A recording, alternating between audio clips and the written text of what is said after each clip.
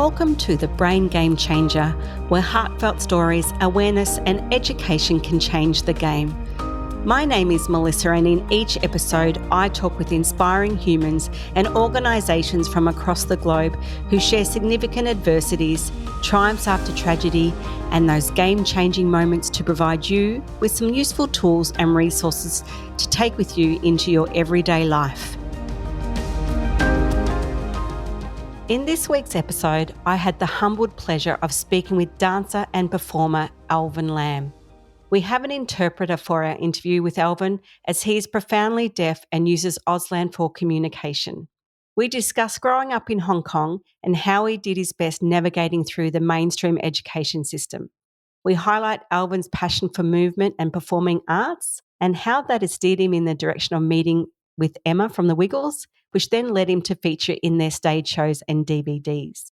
Elvin also shares finding love and his hopes for having his own photography business. However, I must say, since this interview, Elvin has also been working alongside Emma in singing, dance, and sign videos, as well as national tours.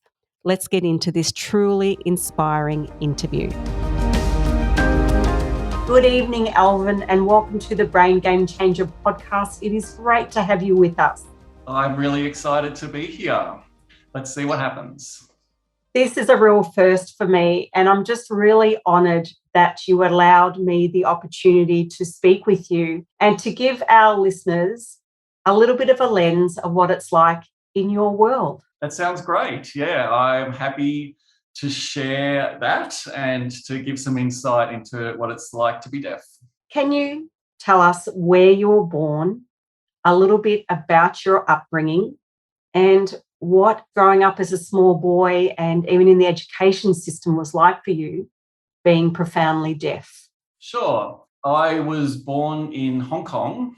I was born profoundly deaf, was diagnosed as a baby after one particular incident where I was playing with dolls. A plate dropped and smashed, and I didn't turn around or react. At this point, Mum took me to a doctor. We did some hearing tests and found that I was profoundly deaf. So at that point, my mum panicked a bit. There'd been no people with disability or deaf people in our family, and she had to look into the best way to educate me and raise me as a deaf person. And at that point, when the parent is sort of floundering a bit for advice, it's a professional who gives them the suggestions. The professional said, oh, you should raise your child with speech and lip reading and hearing aids and go to a mainstream school. So that's what we did. And I was taught to use speech and lip reading. But that experience was very difficult for me,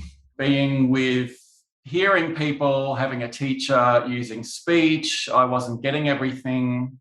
And when the other children were playing together in the playground or when we were doing sport, instead I had to go to speech therapy sessions. And so I missed out on that opportunity for social connection with other kids. So talking about primary school at this stage, and yeah, that was a really difficult time. I was studying Chinese language, Cantonese and English, and also Mandarin. So I found these languages really difficult, and my mum could only support me with the Cantonese. So I was getting additional support from her at home after school in Cantonese, but she didn't know English or Mandarin. So I failed those subjects, English and Mandarin, and music. Teacher had said, you're deaf, you can sing, it doesn't matter.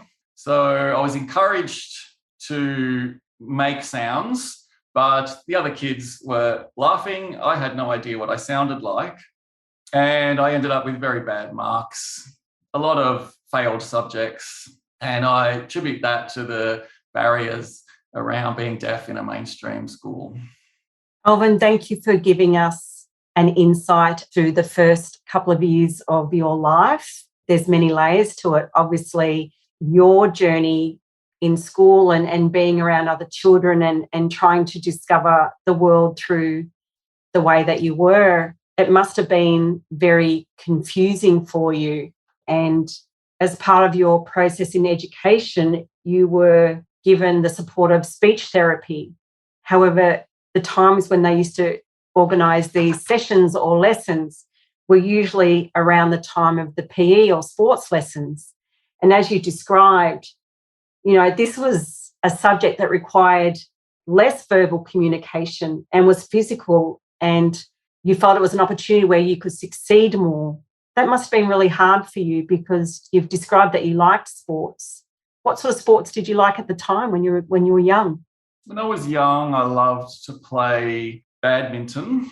I wasn't particularly good as a student, and in terms of socialising with the other kids as well, communication barriers. So team sports were tricky because they require a lot of social connection and communication. But I felt with badminton, at least I can play by myself without needing that social connection and communication. Elvin, you also described that your mum used to take you to the ballet and you fell in love with ballet and you fell in love with movement and with dance. However, you were not encouraged to pursue this type of field. And as it was stated to you, you can't hear the music, so how can you make a career out of it? Although your mum would allow you to go ice skating, and you found it funny that your mum would say yes to ice skating, but not yes to dancing. Can you tell us a little bit about your journey about getting into ice skating?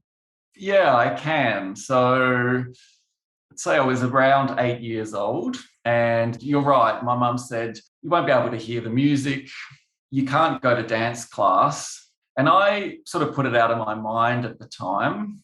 So it was some years later as a teenager, maybe 16 years old, maybe 17, that my mum was looking in a brochure about an ice skating centre, and she thought it might be just something to do for fun. I don't think she was thinking of it as a serious thing for me, but more of a time killer through the summer holidays. So I wanted to go.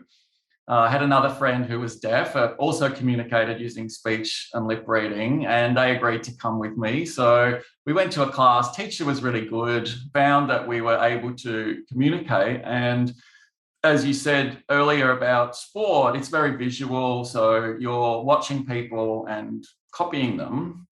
And over time, I asked Mum if she would consider paying for me to go for some classes, and she said, well, you're a teenager, you're almost an adult.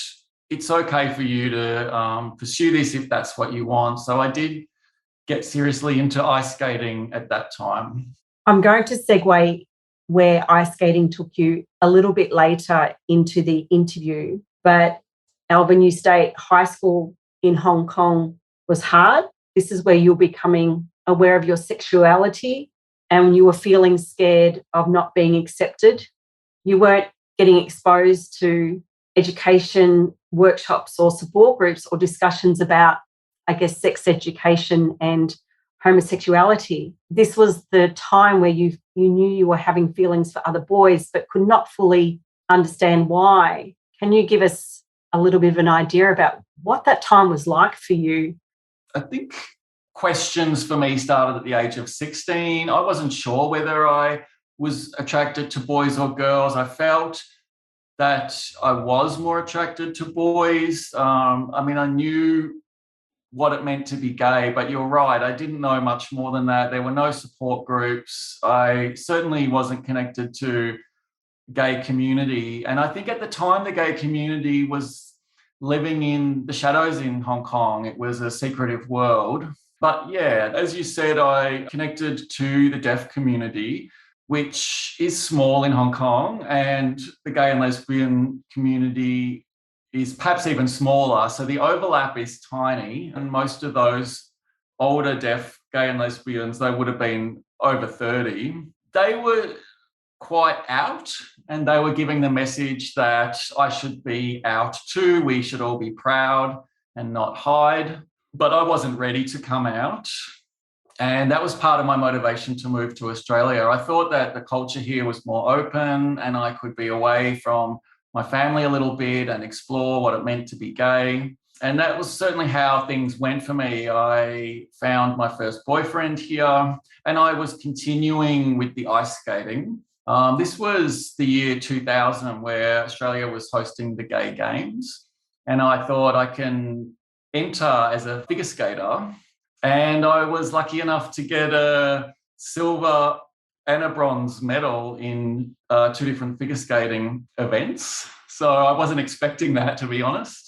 What an amazing achievement. As hearing people or the community, we don't know what this lens is like. You do figure skating, competing against athletes who were abled hearers.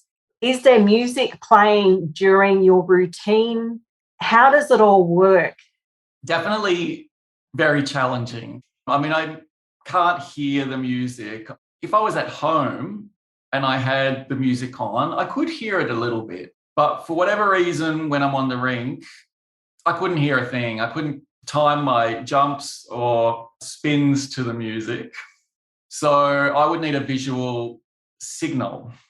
So we'd have a coach gesture with their hand that it was time to start as soon as the music started. And then I would just go and hope that it matched. I would often find out afterwards whether I had been in time or not. Sometimes I could hear that the music had stopped, but often I didn't even hear that, and I went past the point when the music had finished.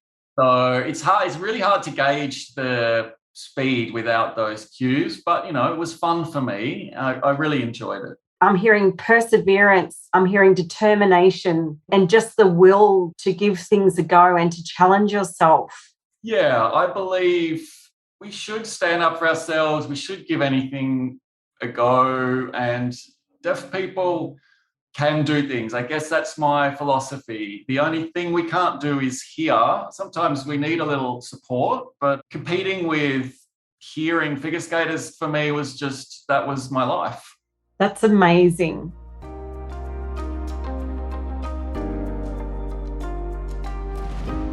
I know when we met, you mentioned that you also got a cochlear implant. Can you share with us how old you were when you got it? Did things change for you? And also, one thing that I want to make clear is I'm not here to tell anybody what they should and shouldn't do in their personal circumstances in regards to hearing. This is just a conversation to share the experience of what it was like for Elvin. So I was 19 years old. I was studying at college, and my mum had heard from some medical professional about this new technology, the cochlear implant, and had suggested I might want to try it. I mean, given the message at the time, which was that I'd be almost like a hearing person, I thought I'll give it a go. And as I said, it was a big operation, and afterwards I was covered in blood all down the back and side of my head, my neck and my shoulder. I couldn't rest my head on the pillow on that side for a month. But after the operation heals, you turn it on and you can start your training. So I have a hearing aid in my left ear, cochlear on my right ear, and you get used to the sounds. What does a doorbell sound like?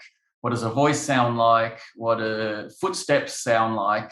And those are things that I hadn't really heard before, as well as certain speech sounds, the high-pitched speech sounds like the S, the F, the T sounds. And so I was certainly hearing more than I had before, but I was getting terrible headaches. My brain wasn't used to getting this much input from the ear. They put it on a low level and slowly they turn it up. But what I found was it didn't end up giving me better comprehension of speech. And I did try, and I asked people to speak slowly. I did the training, but it didn't really improve my comprehension of speech, which is the main thing that the cochlear implant is offering. I tried it for a few years when I was studying. I studied at RMIT, but it wasn't working for me, and I haven't really used it since. I prefer to use my hearing aid these days, so my other ear. It's a little bit more comfortable for me. In regard to your comments about other people, I have seen it work for people, typically if it's implanted young, but yeah, it didn't end up being right for me. So This occurs when you're 19, you go through the process of recovery. You have also started really feeling your desires and your urge in different types of movement and dance. Can you tell us about the next couple of years? What were you studying at RMIT? What sort of dance were you learning? Because, I mean, I've got the list here. It's quite a big list. It's amazing. However, I want to hear it through your lens. Yeah, absolutely. You remember that my mum had said no to dance classes. This was back in Hong Kong. And I'd started studying at college in Hong Kong. It was set design and costume design. So it was theatre related skills. Obviously, I couldn't do the sound design. That was also part of the course. But I think this was probably my link back into dance because I was in the theatre world and was around dancers, and I did some dance for fun, ballet, contemporary, Chinese dance, and some other styles. But I only did 3 classes in each style at that time. So it was just about having some fun, getting the basics. And what I found was, to my surprise, that I was able to keep up with the hearing dancers. It actually wasn't as hard as my mum and I had imagined. And I was really disappointed when those introductory classes came to an end. So when I moved to Australia and I was focusing on the ice skating, I hadn't taken up the dance beyond that introduction I'd done in Hong Kong. But a friend of mine who is deaf was doing a style called Le Bop. So I joined this friend, again, just for fun and for company, and learned this dance style. And life took over. I didn't pursue dance even then. So it was quite a late age before I really got into it. I'd been looking in a newspaper, saw something about some ballet classes, sent an email to inquire, and they said, you won't be able to participate because you're deaf and you can't hear the music. So I contacted a few other schools. I got the same response. I'm not the kind of person that gives up easily. So I eventually did find a ballet teacher willing to accept me in their class. And that was a real confidence boost for me. Once I'd been given their sort of stamp of approval, I was going regularly to classes. I really enjoyed it. And at the time, there was a deaf dance group set up in Melbourne called Deaf Can Dance. So deaf community connections, they knew that I was interested, and I got involved in this new group. I mean, we were doing hip hop at the time. Wow. We were performing, and at this stage, I think this is when I really felt like I had become really connected to the dance world. And we moved on to ballroom, contemporary, other styles. Yeah, we learned everything, and it was enormous learning curve, and great to be in a group where they were all deaf dancers. It morphed into another group called the Delta Project, which included deaf dancers and hearing dancers. There was a deaf hip hop dancer who's very skilled. There was a deaf choreographer from the UK who made some performance pieces that we performed. We had some hearing choreographers and hearing professional dancers, which helped us all learn from them as well. This was about mentoring and sharing skills. And I've kept it up from then until now. Thank you so much, Alvin. Thank you for sharing all that wonderful insight into what it was like for you. When you were learning these different forms of dance, were you working in paid employment? Were you eligible to get any funding? Were you able to get any supportive services as part of your journey? So I've worked full time through this whole period and still do, which, it's demanding, finding the time after hours and weekends, taking time off work to do performances. It was funded on and off with projects. So we'd get arts grants and we would have interpreters, we'd have mentorships, and this helped my ballet skills. The one-on-one was actually working better for me than a group where I am watching the teacher and, trying to keep up, but having that one-on-one that follows my pace and communication needs, really polish some of the rough edges up. I was a much more technical dancer from those one-on-one sessions. That's brilliant that those one-to-one sessions became available and helped you sort of excel in your skills. I'm going to bring up something else, Alvin, that we talked about. You said your dream was to attend the Australian Ballet. However, you felt you were too old at 29. Although looking at you now, I mean, what a beautiful face. And I said that to you even when I met you. Just you have this energy and you have this gift to make everyone else around you feel really comfortable. And you certainly don't look your age. You look 20 years younger than your age. But I'm going to ask you, you had the opportunity to work alongside Emma Watkins, who is the Yellow Wiggle. However, she's now taken a step back into a new direction and new projects. You would have to be hiding under a rock if you have not heard of the Wiggles. Everybody has heard of the Wiggles. No matter what age you are, there is an awareness. Can you explain to us how that opportunity came about to work with her? It was a coincidence, actually. And it was through the ballet mentorship that we were just referring to, because Emma has a background in ballet and dance as well, and an interest in Auslan. She was looking for a deaf dancer. She was based in Sydney and couldn't find anyone, but knew my ballet teacher. She said, "Oh, I have just the person for you," and she made the introduction. So Emma was doing a show in the Sydney Festival and had invited some people with disability to perform alongside her. So I got the invitation and agreed to it. I was really interested in this opportunity just as a one-off, but from that, she invited me to perform alongside the Wiggles, which of course I was thrilled to do, and it led to a number of other performances, both with the Wiggles and with Emma in some other capacities.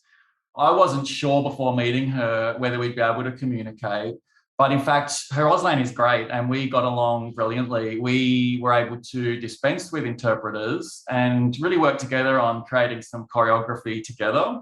We did a dance show at the Sydney Festival, which was amazing. And just to be able to talk with another performer without going through interpreters just felt so light and easy, and the energy really propelled us through the show. We did some circus performance and it was really popular with audiences. And after the Sydney Festival, I did some filming with the Wiggles, which was a great experience. So for that, we had interpreters. I was given a script and lyrics to a song. And we talked about what the words might mean, how we might translate that into Auslan and keep it appropriate for children so that we're using the right sort of bright and simple language in Auslan. And yeah, I'm on a couple of Wiggles DVDs and I'm really proud to be part of it. So it's one of these things where you don't set out to make a connection, but when one lands in your lap, you make the most of it. And we've become good friends. We keep in touch now. And I'm sure that when another project comes up, she will, give me a wave and I'll go up to Sydney and work on it with her.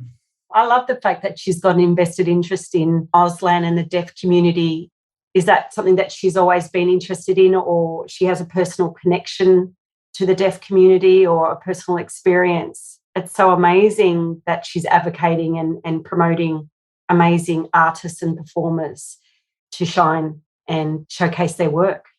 Yeah, it is. The connection for her started in childhood. She had a neighbour who was deaf and they became friends. So she grew up with a little bit of Auslan and retained it and retained the interest. So she had a connection to the deaf community. And as you say, she is a bit of an advocate for disability inclusion and for visibility of Auslan. And she saw the opportunity in the Wiggles to really bring that in to what they do so that deaf and disabled kids can enjoy their work as well. So yeah, it's interesting to think of her as an advocate, like you say. And I've noticed that all their videos include Auslan in some form. That's amazing that this has created that foundation going forward. You mentioned earlier about using the appropriate Auslan language for young children, and you've also explained the connection for Emma when she was younger. I'm just also going to share the story, which I think I've already explained to you, but before I had my brain hemorrhage back in 2021, I'd been teaching in a full-time classroom primary school teacher teaching role. And I remember I was teaching younger years. I was teaching year one. In the morning, we would do circle time and say good morning to each other. And we would look at each other and say good morning. And I had this beautiful assistant. We used to get assistants come in and help support us with some of the children and support some of the children who needed it with their work and their social interactions. And I had this beautiful woman, Chris, and one of my children went to say, "Good morning, Chris." And she responded in sign language. And I asked the class, "What do you think's happening?" And one of my other students said, "I know, she's using sign language," and made a connection about how his dad has some friends who use Auslan sign language. And this spearheaded us into a year-long project of learning. Chris was beautiful and started teaching the children Auslan sign language. They learnt how to say their name, how to say good morning, how are you, how to say numbers, days of the week. And as part of our end of year performance, we learnt the lyrics of the chorus of Elton John's I'm Still Standing, because it'd been a crazy year with COVID. And it was so beautiful. The kids were going home and telling the parents. They were so excited. They were so curious to learn. There was nothing about it being different or we're different. Everyone was the same and we were all learning together. And parents were coming in ecstatic. And I feel like it personally needs to be taught in all education settings. I have heard that, at least in Victoria, state government has been really supportive in the last few years of Auslan as a loach. So there is some funding for early childhood Auslan, primary school Auslan. I think the issue at the moment is a shortage of teachers who are proficient in Auslan, but hopefully we will see more of that. As the language gets more exposure and more recognition, if it gets some official status, that might enable the funding to flow. I mean, I'd really love to see more kids signing, like you say, and to just have Auslan on an equal status with French or German or whatever they're learning in schools. I think it's really, really valuable in case they come across a deaf person, because that's going to be the language that they will use to communicate. So true. And even though I went through my adversity last year, the thirst and the interest and the curiosity, it's still a lifelong goal for me to learn Auslan. After that experience that I had with Chris and the children in my class, it's still ingrained in me and it's still a goal for me to learn it. I think it's beautiful and we can learn so much. Yeah, that's great. I really encourage you to. And state government in Victoria has announced free Auslan courses in TAFE, so get onto it. I sort of heard something along those lines, but now that you've confirmed that, that's really exciting. And I also want to share it through the lens of I'm now neurodiverse because I've got a brain injury, and according to research, learning new language is so valuable for your brain and cognitive functioning. I'm not aware of the research, but it sounds great. And any language is just going to enrich your life. So true, so true. But Auslan, let's do it. Let's get it happening. I'm going to segue a little bit more into a personal lens. You met your partner, David, a couple of years ago, and this is your first relationship with a hearing partner. What was that experience like for you, starting to date and then establish a relationship in that type of scenario? It was really challenging at first.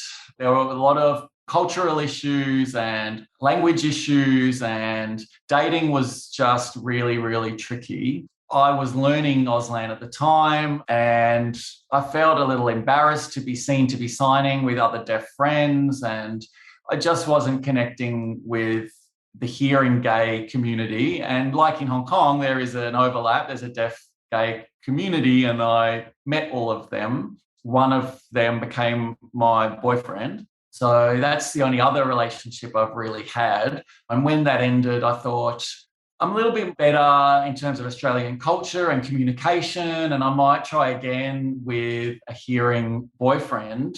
So I went on the dating apps, and not only as a deaf person, but as an Asian guy, I found that I wasn't getting a lot of interest, or people would, but when I would then say that I'm deaf in a message, because that wasn't in my profile, they would end the conversation or back off. So I think that the word deaf means different things to different people.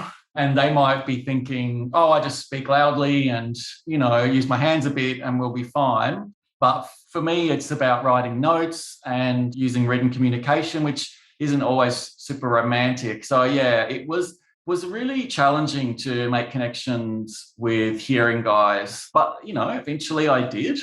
And I think we were both a little unsure at first, but as we started talking and he made it clear that my being deaf wasn't an issue for him, I thought, oh, people say this, but we'll see. We met, and he had brought a laptop to facilitate our communication. He'd already learned a couple of signs from YouTube.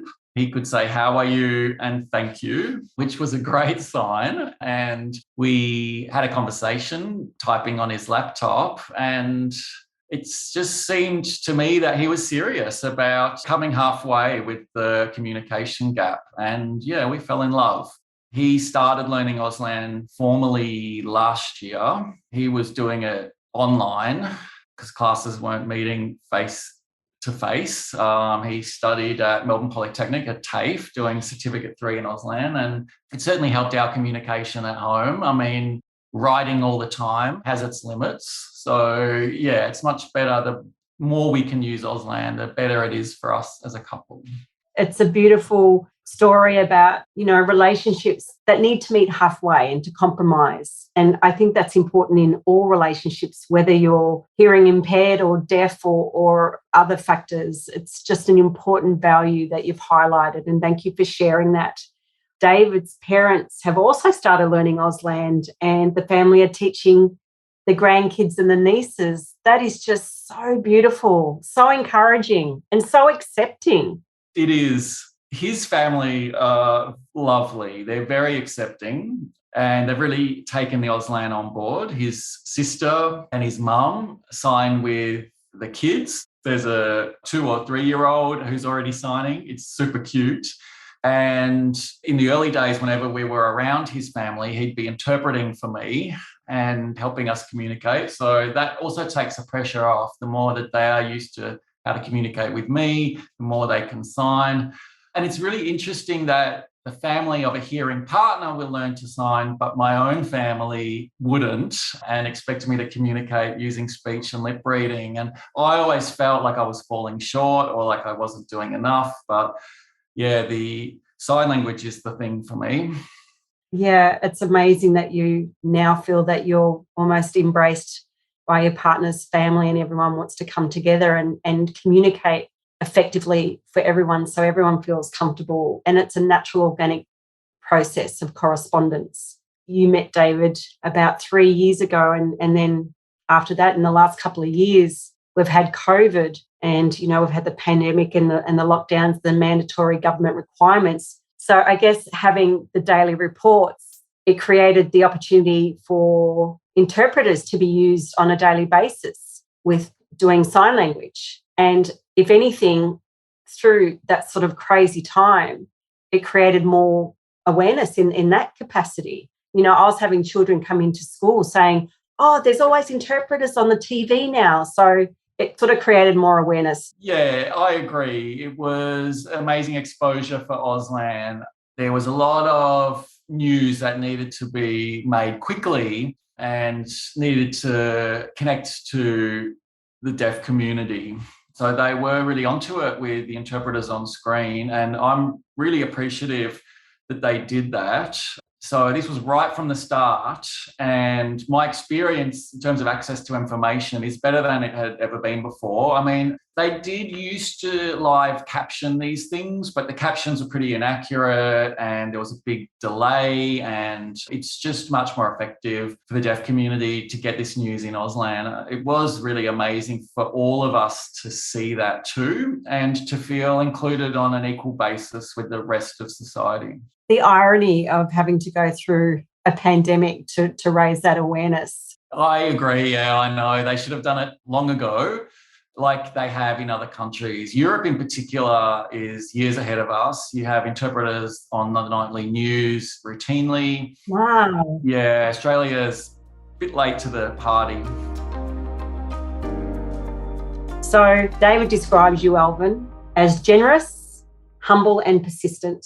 You like to choose challenging things to show people that there's nothing a deaf person cannot do. I mean, that's his view. It sounds nice to me. I can't see myself through his eyes, but it's nice to hear that feedback. I think he's thinking of my love for animals. I do photography, and I'm, concerned for their welfare and well-being. And I guess I do listen to people when they have problems and try and be supportive. In terms of the determination, I mean, I would agree with that. He's seen me not let the barriers stop me from pursuing ice skating, dance, whatever. I, for whatever reason, am a person that doesn't give up. I do persevere. That has certainly come through. It's funny you've mentioned also your love of animals. You are a proud fur baby father of, is it just one dog or two dogs that you have? Two. Two dogs. Tell us all about them, because the photos you always put up with of them, they're just adorable.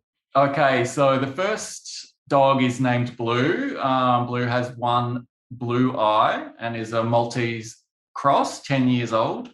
The other dog is called Bugsy, and Bugsy's a Chihuahua and is 6 years old. Oh, bless. I'm working on my photography skills, so the dogs have been great models for me. I've got a lot of great pictures of them, and I want to have a pet photography business one day. So whenever I get a chance, David and I will go to the country, we'll go to a farm. I'll be always taking hundreds of photos of any animals. Yeah, I love it. Oh, that's awesome. What else is on the horizon for you? You've achieved such amazing things. I almost see like it's almost like world domination. Not sure if it's world domination. I don't want to travel. I like where I am placed in the world. But I did recently get the Leslie Hall Scholarship for disabled artists, and we'll be doing some more photography, some skill development there, working with a deaf photographer and a hearing photographer as mentors. So I've only taken up photography in the last year or two, so it's still new to me, but this scholarship is really going to help me pick up the photography, do some visual art as well, and I want to develop this pet photography business. So I guess they are the things on the cards for me over the next little while. All right, well, this is the final question that I ask everyone I interview. The name of this podcast is called The Brain Game Changer: How Heartfelt Stories, Awareness and Education Can Change the Game. If there's one piece of golden information that you could pass on to our listeners, what would it be?